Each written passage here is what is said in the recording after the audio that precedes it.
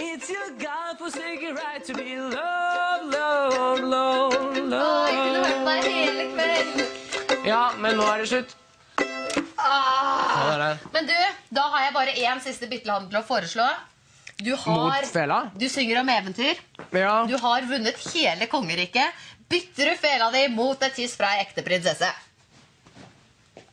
Ja! Hvis du gjør sånn. Frekk, fy fredag! Det så frekk! Ja, da. Ok, la meg bare spille litt da. Ja. Hva skal jeg gjøre? Bare spill på den. 2, 1, 2, 3, 4, 1, 2. Nei, du. Ja. Du. Ha det, fin fredag. Takk for oss.